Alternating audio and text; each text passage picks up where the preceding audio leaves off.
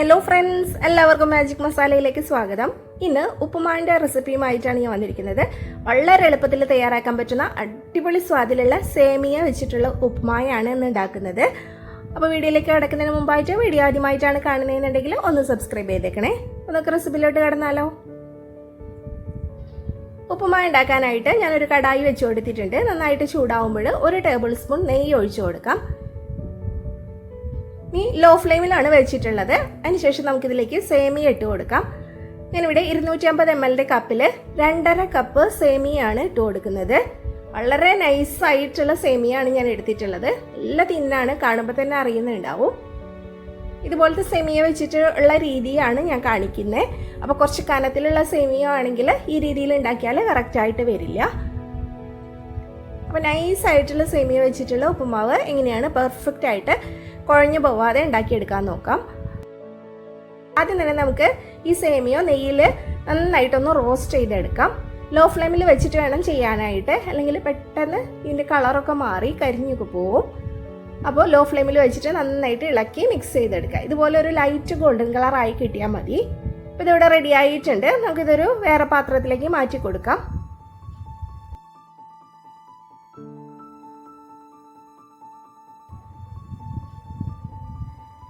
ഇനി നമുക്ക് വീണ്ടും കടായി വെച്ച് കൊടുക്കാം. അതിലേക്ക് 3 ടേബിൾ സ്പൂൺ നെയ്യാണ് ഒഴിച്ചു കൊടുക്കുന്നത്. നിങ്ങൾ നോൺ സ്റ്റിക്കിൻ്റെ കടായിലൊക്കെയാണ് ചെയ്തെടുക്കുന്നതെന്നുണ്ടെങ്കിൽ ഇത്രയും നെയ്യിൻ്റെ ആവശ്യം ഉണ്ടാവില്ല. ഞാനിപ്പോൾ സ്റ്റീലിൻ്റെ കടായിയാണ് എടുത്തിട്ടുള്ളത്. അപ്പോൾ അതുകൊണ്ടാണ് കുറച്ചധികം നെയ്യ് ഒഴിച്ചു കൊടുക്കുന്നുണ്ട്. 3 ടേബിൾ സ്പൂൺ നെയ്യും 1 ടേബിൾ സ്പൂൺ ഓയിലുമാണ് ഒഴിച്ചു കൊടുത്തിട്ടുള്ളത്. ഇനി ഓയിൽ ചേർക്കാൻ താല്പര്യമില്ലെങ്കിൽ 4 ടേബിൾ സ്പൂൺ നെയ്യ് ഒഴിച്ചു കൊടുക്കാം. നന്നായിട്ട് ചൂടാകുമ്പോൾ 1 ടീസ്പൂൺ കടുകാണ് ഇട്ട് കൊടുത്തിട്ടുള്ളത്. കടുക് നന്നായിട്ടൊന്ന് പൊട്ടി വന്നു കഴിഞ്ഞതിന് ശേഷം നമുക്കിതിലേക്ക് 2 വറ്റൽമുളക് കഷ്ണങ്ങളാക്കിയത് ഇട്ട് കൊടുക്കാം. 1 ടേബിൾ സ്പൂൺ ഉഴുന്നുപരിപ്പാണ് ഇട്ട് കൊടുത്തിട്ടുള്ളത്.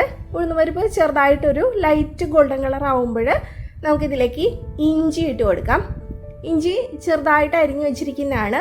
1 ടീസ്പൂൺ ഇഞ്ചിയാണ് എടുത്തിട്ടുള്ളത്, അത് ഇട്ട് കൊടുത്തിട്ടുണ്ട്.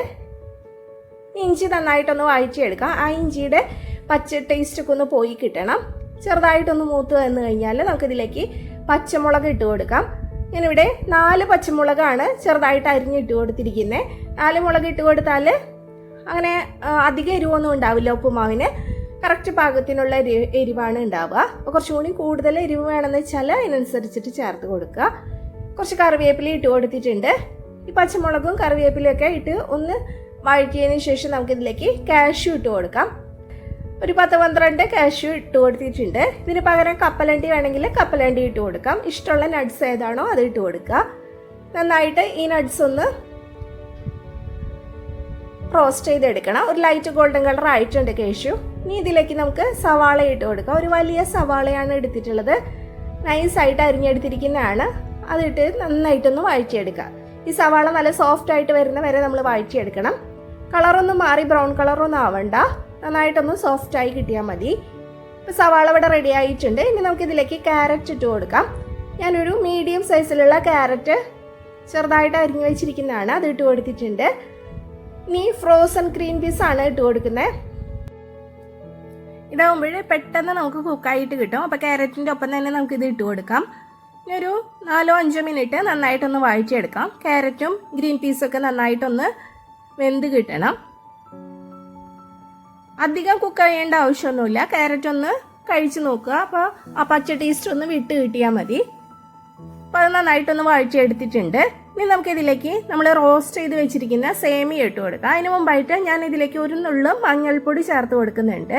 നിങ്ങൾക്ക് ഇനി യെല്ലോ കളറിലല്ല വൈറ്റ് കളറിലാണ് ഉപ്പുമാവ് വേണ്ടതെന്നുണ്ടെങ്കിൽ ഈ മഞ്ഞൾപ്പൊടി ചേർക്കുന്നത് സ്കിപ്പ് ചെയ്യാം. ഇനി നമുക്കിതിലേക്ക് റോസ്റ്റ് ചെയ്ത് വെച്ചിരിക്കുന്ന സേമിയ ഇട്ട് കൊടുക്കാം. എല്ലാം കൂടിയിട്ട് നന്നായിട്ടൊന്ന് മിക്സ് ചെയ്തെടുക്കാം. ഇത് വളരെ നേരിയ സേമിയ ആയതുകൊണ്ട് തന്നെ വളരെ പെട്ടെന്ന് കുക്കായിട്ട് കിട്ടും. ഇത് അധിക സമയം കുക്ക് ചെയ്യേണ്ട ആവശ്യമൊന്നുമില്ല. അപ്പോൾ കറക്റ്റായിട്ടുള്ള വെള്ളം ഇതിലേക്ക് ഒഴിച്ചു കൊടുത്താൽ മതി. അപ്പോൾ ഒട്ടും കുഴഞ്ഞു പോവാതെ നല്ല പെർഫെക്റ്റ് ആയിട്ട് അടിപൊളി ഉപ്പുമാവ് നമുക്ക് റെഡിയാക്കി എടുക്കാം. നന്നായിട്ട് മിക്സ് ചെയ്തെടുക്കുന്നുണ്ട്.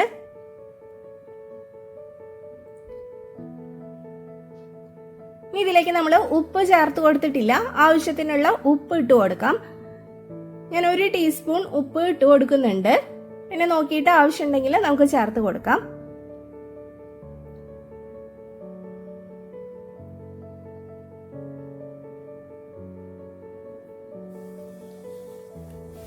ഇനി ഇതിലേക്ക് നമുക്ക് തിളച്ച വെള്ളമാണ് ഒഴിച്ചു കൊടുക്കേണ്ടത്. ഞാനിപ്പോൾ 2.5 കപ്പ് സേമിയാണ് എടുത്തിട്ടുള്ളത്. അതിലേക്ക് 2.25 കപ്പ് വെള്ളമാണ് ഒഴിച്ചു കൊടുക്കുന്നത്. 2.25 കപ്പ് വെള്ളം നന്നായിട്ട് തിളപ്പിച്ചെടുക്കുക. തിളച്ച വെള്ളമാണ് ഇതിലേക്ക് ഒഴിച്ചു കൊടുത്തിട്ടുള്ളത്. ഹൈ ഫ്ലെയിമിൽ വെച്ച് കൊടുക്കുക. ഈ വെള്ളം പെട്ടെന്ന് തന്നെ വറ്റി വരും. ഇതിലേക്ക് ഒരു ലെമണിന്റെ ഹാഫ് എടുത്തിട്ടുണ്ട്. അതിന്റെ ജ്യൂസ് മുഴുവനായിട്ട് ഇതിലേക്ക് ഒഴിച്ചു കൊടുക്കാം. ഇനി ഒന്ന് മിക്സ് ചെയ്തെടുക്കാം.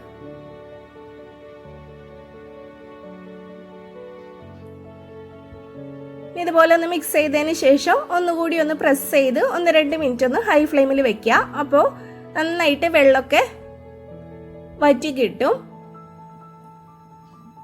ഉപ്പ് കറക്റ്റ് ആണോ എന്ന് ചെക്ക് ചെയ്ത് നോക്കുക. അല്ലെങ്കിൽ ഈ സമയത്ത് ആഡ് ചെയ്ത് കൊടുക്കാം. ഒന്ന് പ്രസ് ചെയ്ത് വെച്ച് കൊടുത്തിട്ടുണ്ട്. 1-2 മിനിറ്റ് കൂടി ഹൈ ഫ്ലെയിമിൽ വെച്ച് കൊടുക്കുക.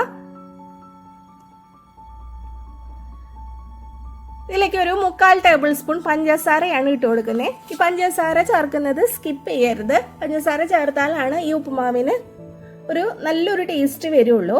1 ടീസ്പൂൺ നെയ്യും കൂടി ലാസ്റ്റിൽ ചേർത്ത് കൊടുക്കുന്നുണ്ട്.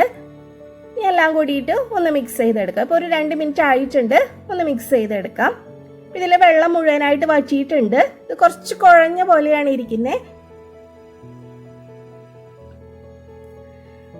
ഈ ഒരു പരിവാകുമ്പോൾ നമുക്ക് ലോ ഫ്ലെയിമിലോട്ട് മാറ്റണം. അതിനുശേഷം ഇത് നന്നായിട്ടൊന്ന് ഡ്രൈ ആയി വരുന്ന വരെ ഇളക്കി കൊടുക്കാം. പെട്ടെന്ന് തന്നെ നന്നായിട്ട് ഡ്രൈ ആയിട്ട് വരും. ലോ ഫ്ലെയിമിൽ വെച്ചിട്ട് ഇതുപോലെ നന്നായിട്ടൊന്ന് മിക്സ് ചെയ്തെടുത്താൽ മതി.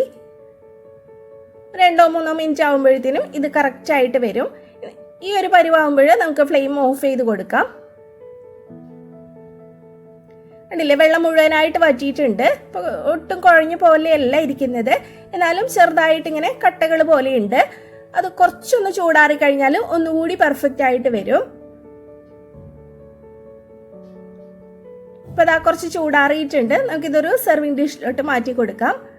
കണ്ടില്ലേ, നല്ല പെർഫെക്റ്റ് ആയിട്ട് വന്നിട്ടുണ്ട്. ഒട്ടും കുഴഞ്ഞു പോവാതെ നല്ല രീതിയിൽ തന്നെ കിട്ടിയിട്ടുണ്ട്. അപ്പം എല്ലാവരും ഇതുപോലെ തന്നെ ഉണ്ടാക്കി നോക്കൂ കേട്ടോ. വീഡിയോ ഇഷ്ടപ്പെട്ടാൽ ലൈക്ക് ചെയ്യാനും ഷെയർ ചെയ്യാനും മറക്കരുത്.